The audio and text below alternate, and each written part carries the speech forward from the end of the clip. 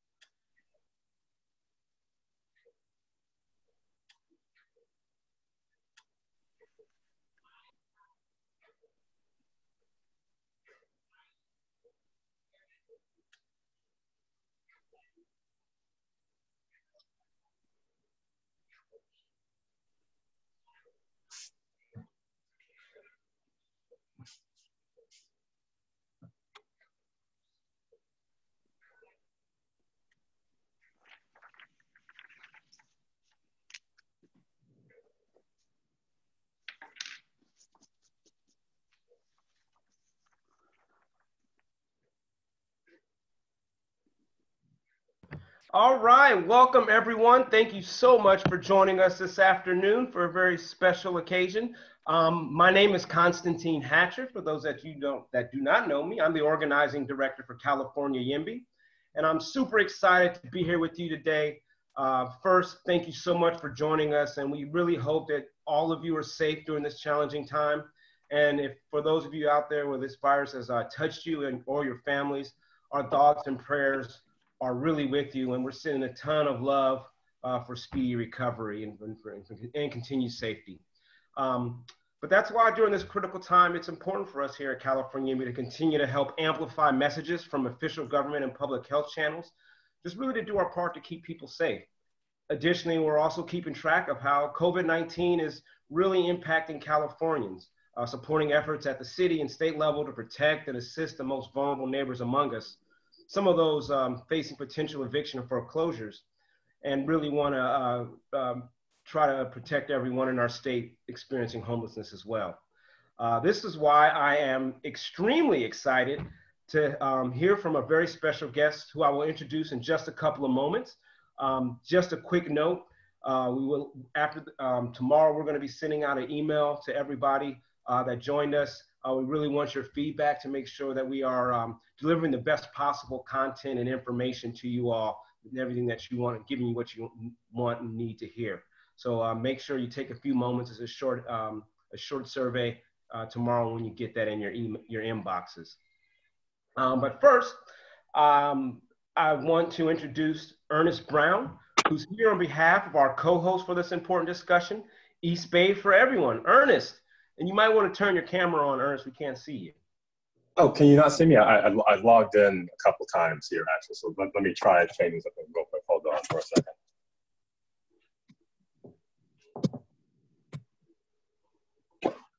Oh, okay. I think we got you, Ernest. You got me now? Yep. Perfect. Like Konstantin said, I'm Ernest Brown. I'm one of the co-executive directors of East Bay for Everyone, a housing activist group here in the East Bay of California, Oakland, Berkeley, Alameda, those areas. I'm really happy to be participating in this today. As Konstantin mentioned, these are challenging, somewhat unexpected times, so it's really important that we hear from our leaders, both at the local and state level, about what's happening and how we can adapt to these circumstances. Particularly excited to be hearing from Buffy Wicks. We got to endorse her, and I personally knocked on hundreds of doors for her back in 2018. So I knew she was a great leader, but we're going to just hear how important quality leadership is by seeing how much it matters in times of crisis like this. We East Bay for Everyone are hyper-focused on the housing crisis and how it affects so many aspects of what's going on, both during this immediate coronavirus crisis, but even when this crisis isn't happening, we still have a crushing housing crisis, we still have a terrible homelessness crisis, and we look forward to hearing how both those crises are intersecting with this one and how we can maybe find some opportunities to address those long-standing crises during this current pandemic. So I'll turn it back to you, Konstantin. Hey, thank you, Ernest. Also want to just give East Bay for Everyone a big shout out. They've just been a tremendous partner in the fight to resolve our housing crisis, including, as Ernest mentioned, early full-throated support of our very special guest. She is a housing champion in our state assembly whose district covers Berkeley, Emeryville, Richmond, and parts of the city of Oakland. Her entire career, though, even before being elected to office, has been about fighting for the most vulnerable among us, being a strong voice for the underdog and organizing us regular folks to find our collective voices, whether it's standing up against the Iraq war, up against Walmart for fair wages and work conditions for their employees, to standing with President Obama as an integral part of both campaigns and his administration, to standing with Planned Parenthood and the SEIU in the fight for economic security for women and families. The list goes on and on. Buffy has always been a courageous fighter, giving voice to the voiceless. And on a personal note, as the Obama 2012 National Operation Vote Director, she took the chance on this underdog SoCal campaign organizer to set the table for me to become the Operation Vote Director for Wisconsin. One of the most incredible experiences in my life, so I appreciate you for that. And, you know, we managed to do some solid work there. So it's with great excitement and pleasure to really introduce to you my dear friend and Shiro, Assemblymember Buffy Wicks. Buffy! Hi guys. How you guys doing? Hi, Konstantin. So good to be here with you today, an old friend, and then a lot of other great friends on, not dialing in, we're on the phone, but streaming in on Facebook. And excited to be with YIMBY and East Bay for Everyone and the whole kind of YIMBY family, an emerging movement that's really challenging how we deal with our housing crisis head on. I'm a big supporter and a big fan, and know that we have to build more homes, we have to build more affordable homes, we have to deal with our homelessness crisis, we have to protect our tenants, and all kinds of other things. So I'm really looking forward to the conversation today. Oh, that's fantastic. So first of all, how are you and the family doing? Peter, baby JoJo? We're good. Well, baby JoJo's now 3, so she's not a baby. So yeah, Peter's good. We're just, you know, spending a lot of quality time together as a family. We're doing a lot. I'm doing a lot just as a legislator at home with JoJo kind of wrapped around my leg half the time, which is made for interesting conference calls. And I'm sure JoJo might make an appearance here at some point on this as well. And then I'm also 24 weeks pregnant. So, you know, we're going for it. We're going to do it all. Hey, love it. Love it. That's so awesome.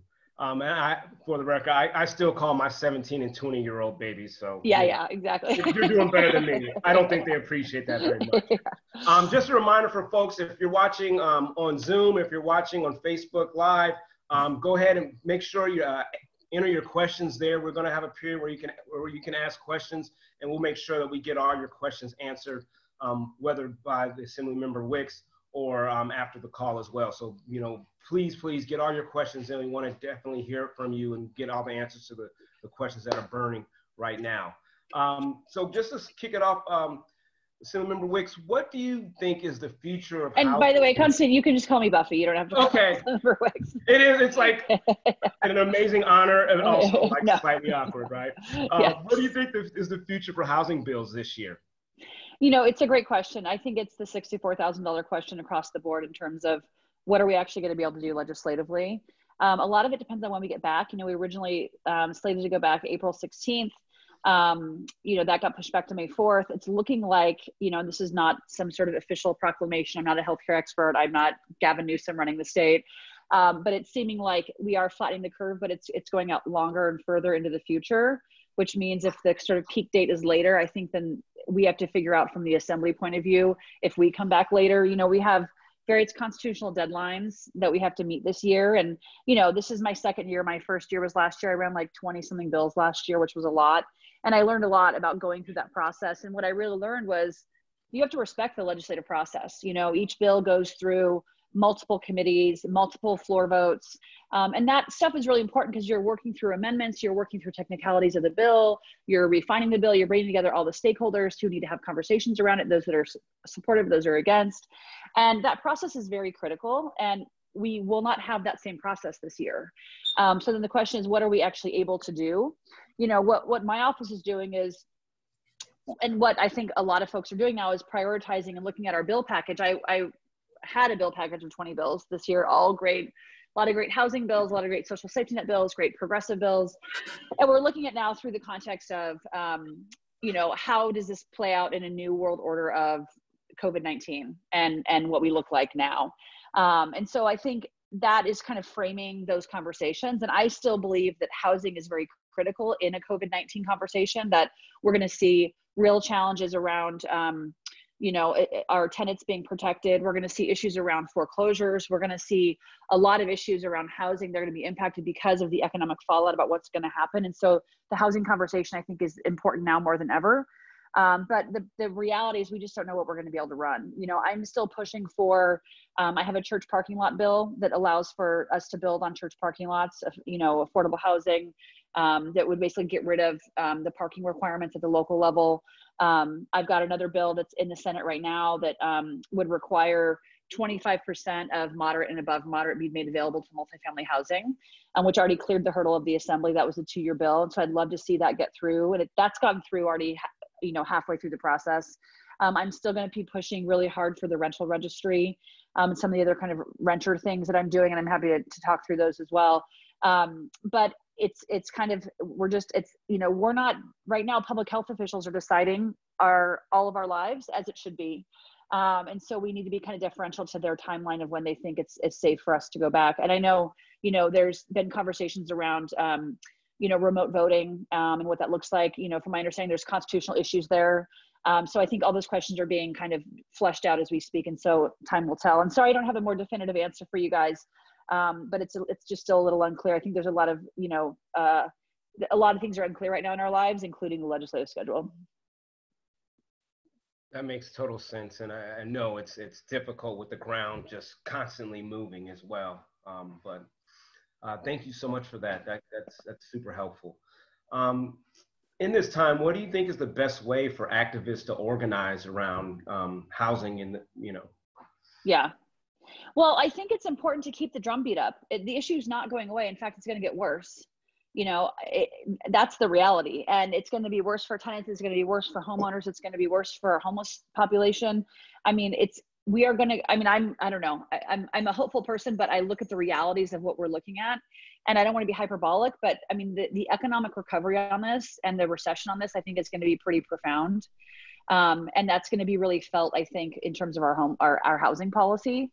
In particular. And so I think in terms of the practicalities for activists, I think if you're talking to legislators, talking to the governor's office, advocating at your local city council level, I think framing the housing conversation around around COVID-19, around the economic recovery, and putting it in that frame, I think is important because it makes it, I think, really relevant to the moment.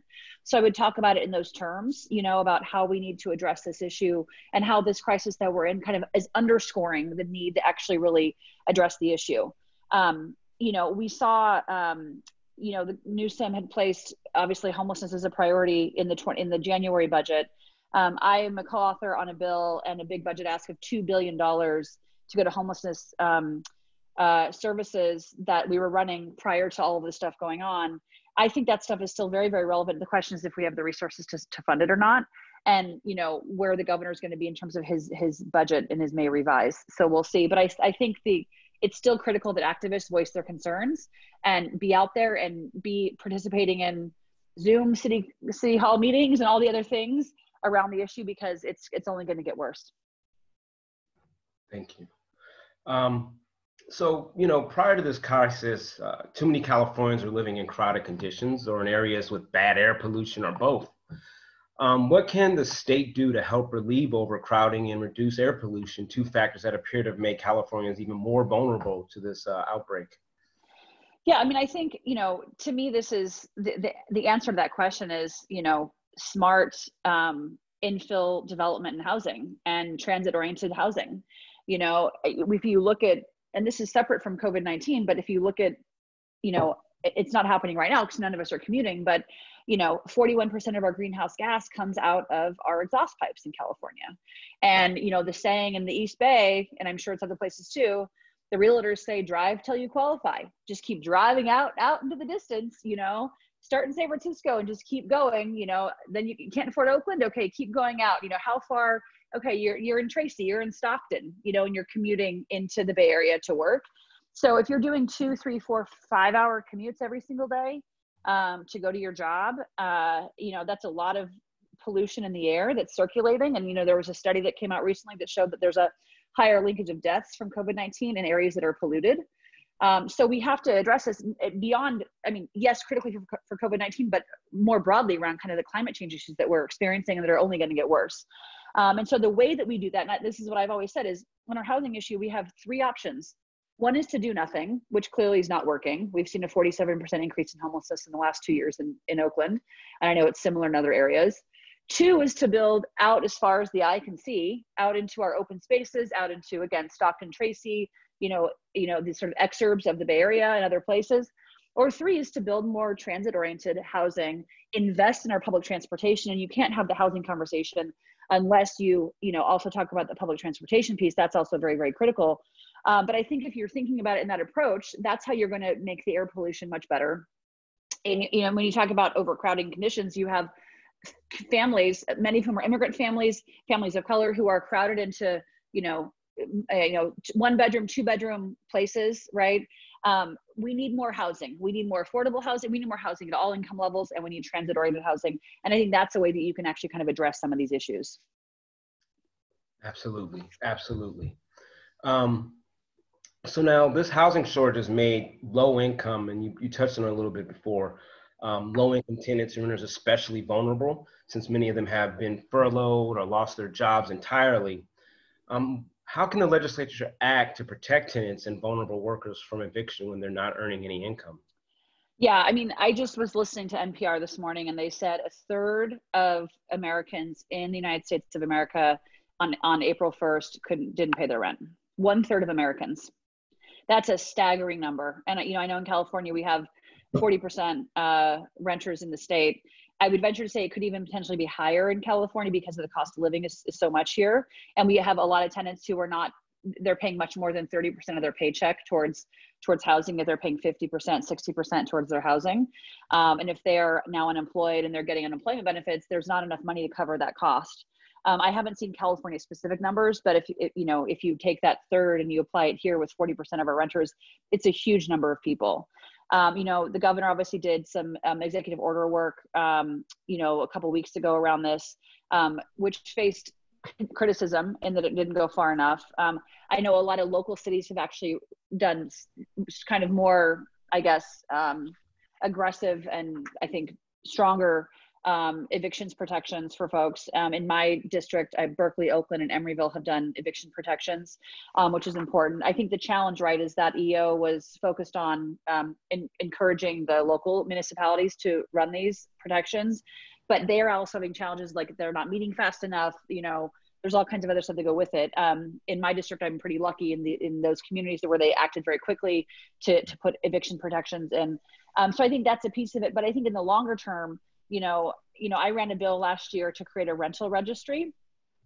And I really wish we had that rental registry right now, because we have really, really good data on what is happening across the state in terms of, and that's going to happen over the next sort of 6 months to year in terms of evictions, rent increases, rent decreases, all of the information that we really could use. It would be incredibly helpful. And I wish that bill would have gotten out of appropriations and passed. I have that. I'm still pushing that bill. Again, we'll see what happens to our bill package. I also have another bill that I'm pushing this year called Renter's Choice, to create more choices for renters. For instance, instead of having to put your security deposit down and your first month and your last month, and for some people that's $7,000, $8,000, $9,000, $10,000, depending on what you're renting, do a 6-month installment payment plan on that security deposit, or other options like that to kind of make it easier so that renters aren't putting down thousands of dollars to get into an apartment. Now these are kind of small things, the Renter's Choice, but that stuff can actually really help.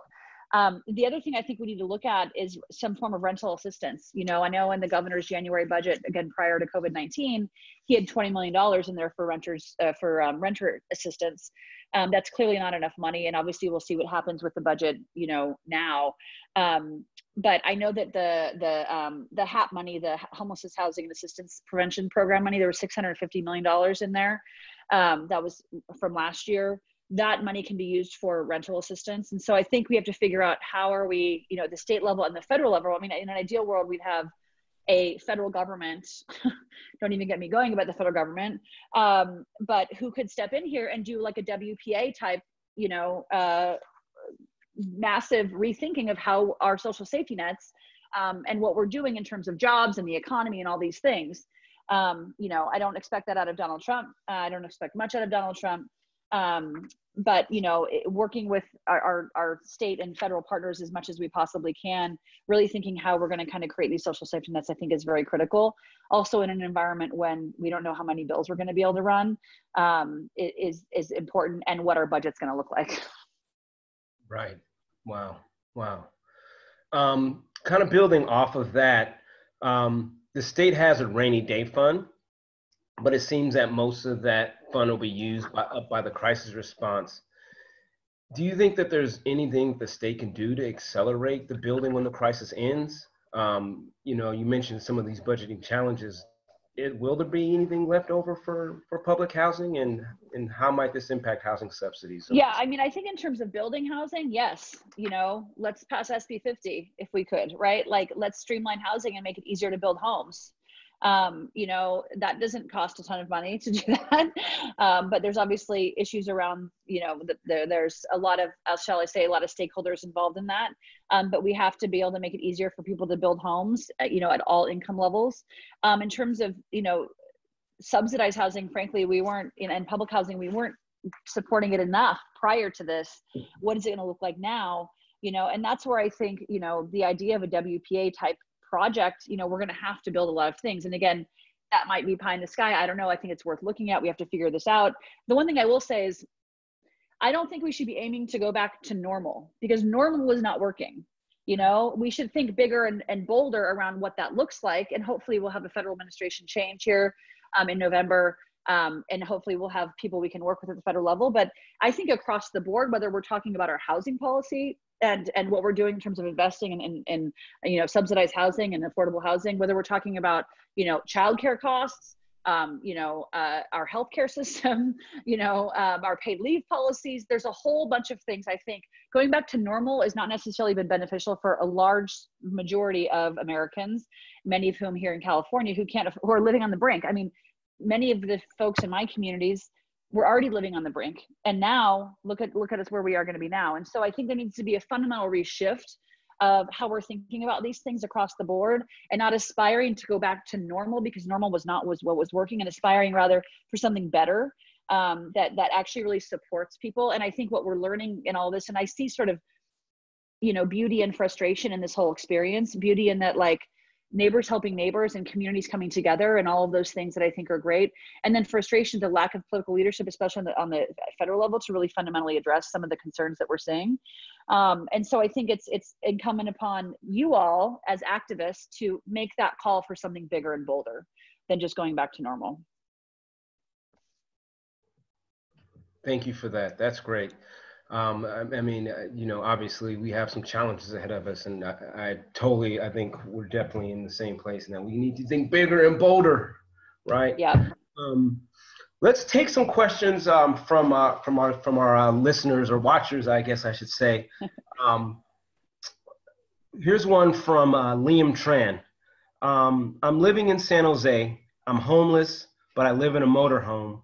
My motorhome is parking in the parking lot of a private property. My question is, do you know where I can park my motorhome for homeless people?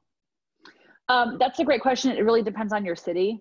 And I know in Berkeley, there was a lot of conversation about this issue prior to COVID-19, and they are now allowing for motorhomes to park in more places because there's just a need for it, right?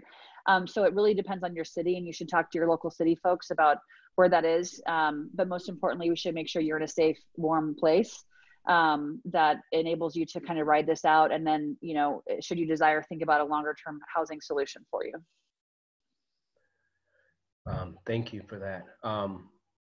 And our heart goes out to you, Liam. Question from Colin. Do you know if the state will act to provide relief for 14 million Californians living in homeowners associations, and despite coronavirus, still must pay monthly dues or risk getting a lien on the home for as little as a penny owned? Yeah, so I think this is another important part of the conversation is, what are our homeowners doing? Many of whom are now have major challenges in terms of their ability to pay, you know, their mortgages, which is, I think, also very critical. We don't want folks losing their homes. You know, I know that there are many banks, I think all of them except for Bank of America, who are doing mortgage deferment. You have to proactively request it though. It doesn't happen automatically. So make sure that you're actively, asking for that. So most banks are participating in that. I wrote a letter with a lot of my colleagues to our federal leadership asking for more support on this issue, because I do think it's going to be very, very important that our homeowners stay in their homes. And then I also have another bill that I'm running this year. And again, I've placed this as a top priority. If I end up having, I was running 20 bills now. If it ends up being like 5, this would be in my top 5 of not allowing unsecured debt to be used for foreclosures. Right now, if you have unsecured debt, they can take your home. But we want to try to make sure we stop that and ensure that we're stopping foreclosures, because we can't have another, recession that we had with all those foreclosures across the country, in the state. But a lot of that really is sort of at the federal level that we're pushing on some of this stuff. But I do know that the majority of banks are working on a kind of a temporary solution. And I'm committed at the state level to doing what I can to help on that. Oh, that's fantastic. That's fantastic. Such difficult times right now. It's great that we have a leader that's fighting for us. I'll tell you that much. Here's a third question coming from Norma. And this was one that a lot of folks on Facebook also kind of chimed in and really would love to hear more about this. Could states buy motels or hotels to keep people housed? I don't know if you guys saw what the governor announced. Well, there's 2 things going on. I know what the governor announced today is, and I believe a lot of this is federally funded resources, but they're using hotels and motels. They're going to be using hotels and motels now for frontline healthcare workers who are needing to be closer to their hospitals, and also are very concerned about bringing COVID-19 back to their families. And so there's a whole effort underway for that constituency with a lot of the hotels and motels. Separately from that, I know there's a big push, and I've seen some of this stuff in San Francisco around can hotels and motels be used for our homeless population.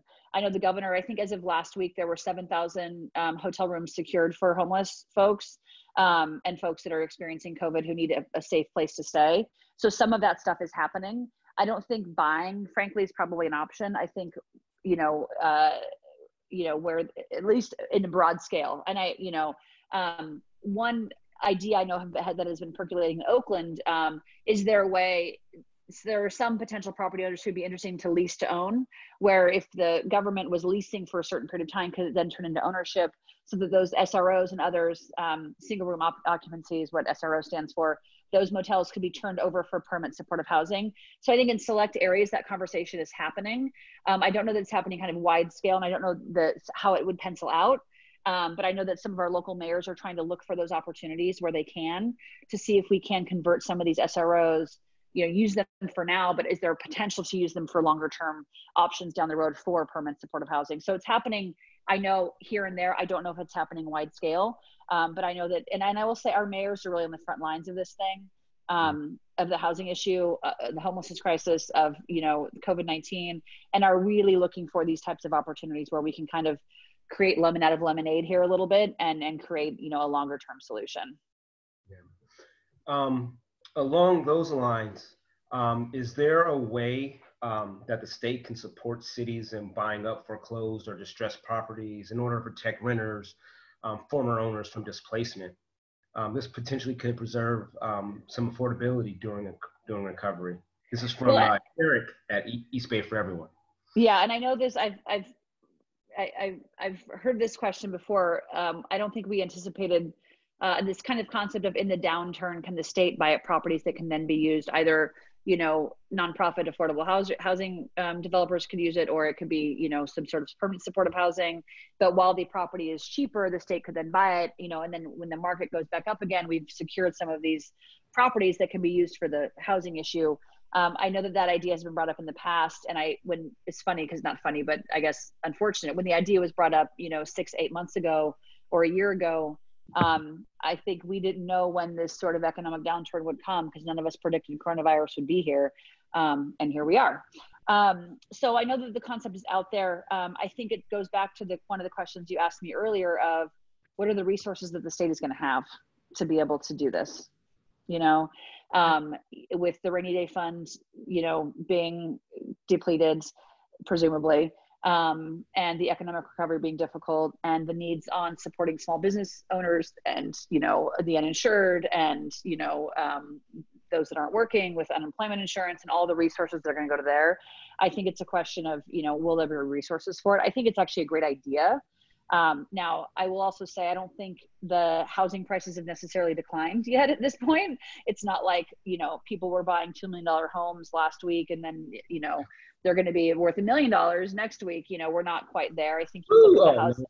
Yeah, no. You know, you look at the housing costs in the Bay Area and they're still incredibly expensive. So, and who knows where that'll end up. I don't know where the real estate market's going to land with all of this. I did see though that I read, I don't know, maybe a week ago, there's tons of listings coming off the market at the moment. And so we'll see kind of what that means down the road.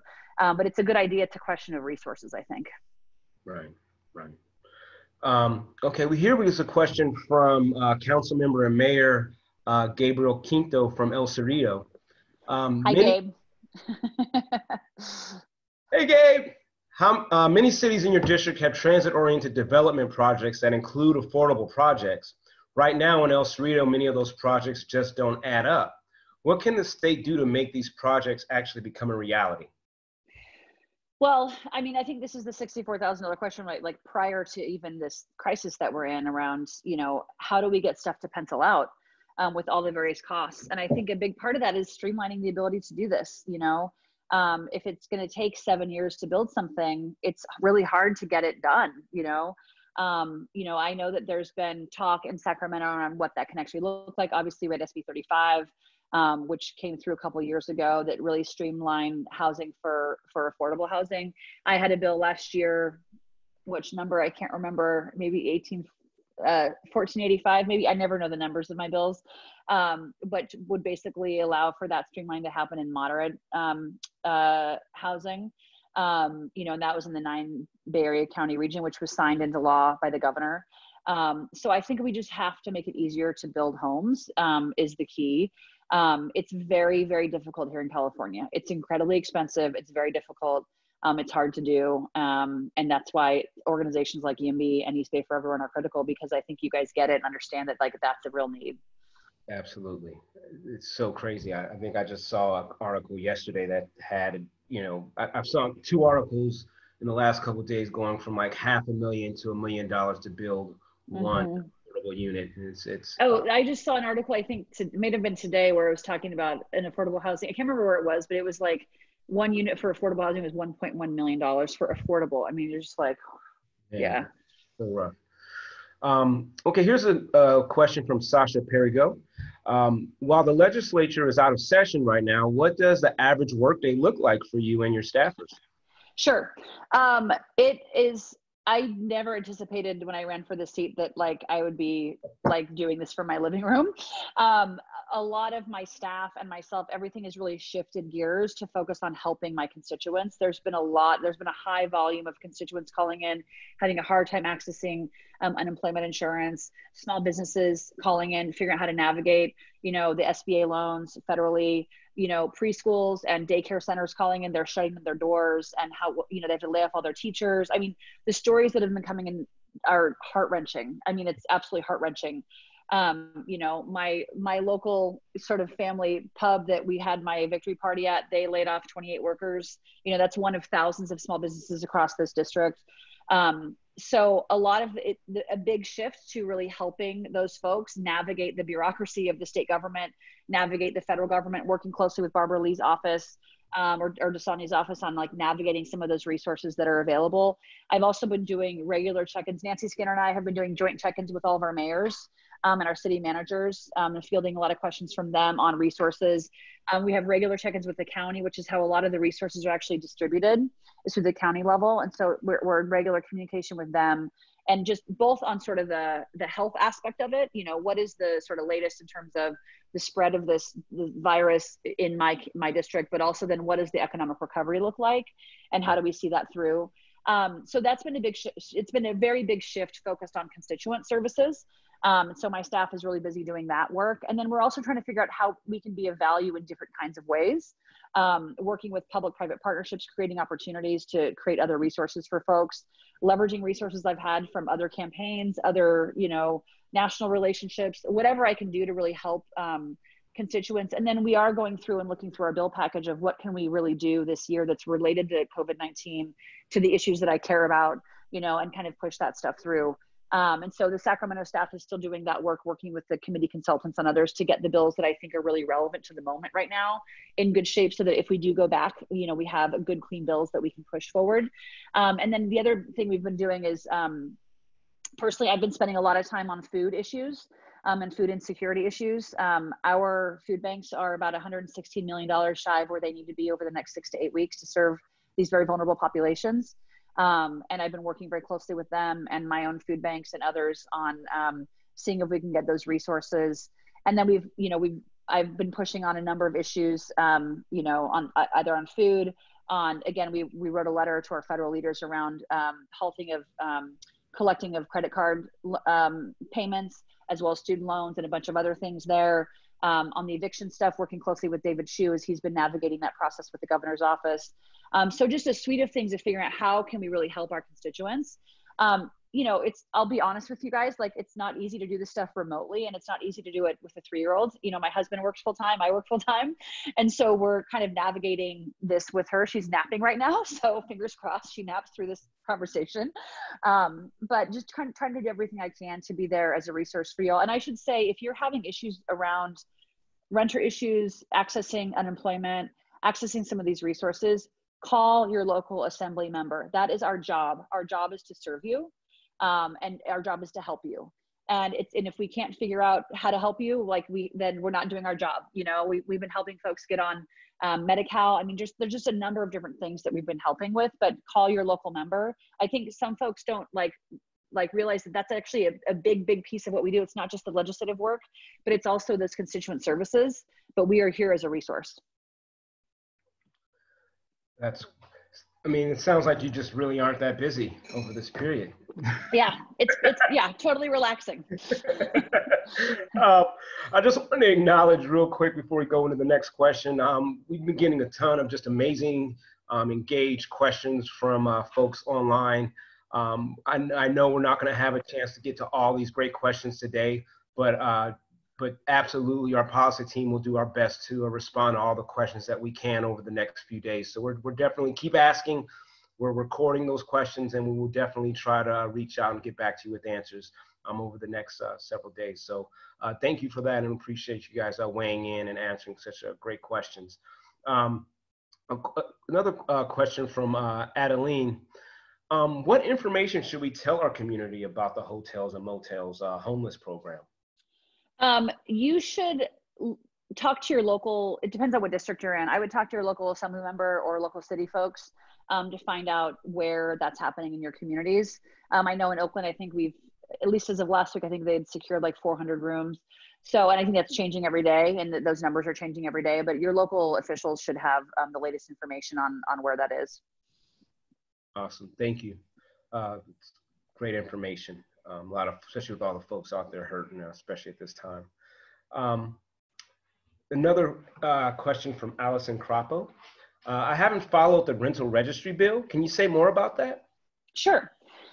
So, we ran this bill last year, and really the idea was, we know we're grappling with a crisis. We know that evictions are up. We know that rent increases certainly are up. There is private data around that, apartments.com. They use a backend database system to analyze data. There is no statewide database to really understand where the trends are, where there's certain things happening, maybe we could see in advance of to help try to address. We don't know all the evictions across the state, for instance. And I think having a rental registry where landlords would input data, it would take 2 minutes, basically just around, how much do you charge? How big is the apartment? Have there been rent increases? Have there been rent decreases? Have there been any evictions over the last 12 months? Basic information for our policymakers so that we can create sound public policy around renter protections, around our housing policy. We can see if there's displacement concerns and what's happening and where, you know, what's happening there in terms of displacement, and try to get ahead of trends before negative trends before they happen. So I ran that bill last year. You know, it was opposed by the Apartment Association. I was in a lot of conversations with them, trying to get them to neutral. I'm running that bill again this year, still in conversations with them. I think it's important though, you know, if you're trying to create public policy, but you don't have really all the data, it's difficult then to sort of create things that work for people. Seems like a basic thing, you know? And I think this information would be good for academics who are studying this. You know, we work closely with the Turner Center and others who I think could really use this information. There was a piece done I'm trying to remember the article, but I'll make sure I can send it to you guys if you want to send it out. In LA, I can't remember the publication, but it was a very exhaustive investigative piece. It was like, you know, a very, very long, the journalist did a really, Aaron Mendelsohn is his name, did a really terrific job, but he looked at some of the slumlord activity. He used one kind of specific case to highlight some of the issues that tenants are facing and painted a really interesting narrative. But he talked about that it was very difficult to find that information. And he's an investigative reporter trying to understand who owns what, you know, there's all these shell companies and it's hard to get down to kind of who owns what and who has liability on different things. If we had a rental registry where we require that data, it'd be a lot easier. Be a lot easier for us to understand where this stuff is happening. That bill died in appropriations last year, which I like. Appropriations is where democracy goes to die, is what I learned in my first year of office. Just didn't make it out. So we're trying again this year, and I've been working closely with Tech Equity on that, and California YIMBY and others to get that bill through. Awesome. So we have a little more time. Here's a question from Sean McFeely. What can be done at the state level to help out college students, many of whom already paid their housing through the school year and will not be receiving any federal stimulus money? That is a really good question. And I mean, you know, Berkeley is in my district and we have homeless students at Cal prior to COVID-19, which is just like, it's insane. You know, it's one of the best institutions in the world and we have homeless students who are living in their cars here. We have, you know, students who are, I was talking to a student recently, she's four students in a a 1-bedroom apartment. It's 2 of them live in the living room, 2 of them live in the bedroom. So there's 4 of them, they each pay $1,000. So that's the reality, right? So our students, I think, are grappling in a really big way. I haven't actually looked at kind of what the higher ed plan is. I've also read recently, there was an article yesterday that some colleges may not be able to return in the fall. So there's a lot of like, I think we're very unsure about what that's going to look like. But again, I think this goes back to, you know, what is our WPA of this year, of this era? You know, what are we going to do as policymakers around these bigger questions around social safety net, around the cost of college to begin with? Again, not going back to our new normal. And I think those are the questions that are on the table. So you raise an excellent question. I don't know the answers to it, but I'd love to work on it. Yeah, it's something that that's a very unique and issue for for young people that it's going to definitely, hopefully we'll have some solutions. See, it looks like we're do we have time for one more question? Do you have time for one more? Sure, yeah. Last question from Sasha. On the ground among grassroots organizers, there is confusion that the legislature is not in session to address all these issues. Is there any talk in the legislature of trying to change these rules going forward? Rules in terms of I guess being able to vote remotely and conduct business. There's definitely lots of conversations around it. I mean, yes, there's a lot of conversations around, can we vote remotely? You know, again, it's sort of constitutional issues, I think, is what's being looked at right now. And I'm not a lawyer, and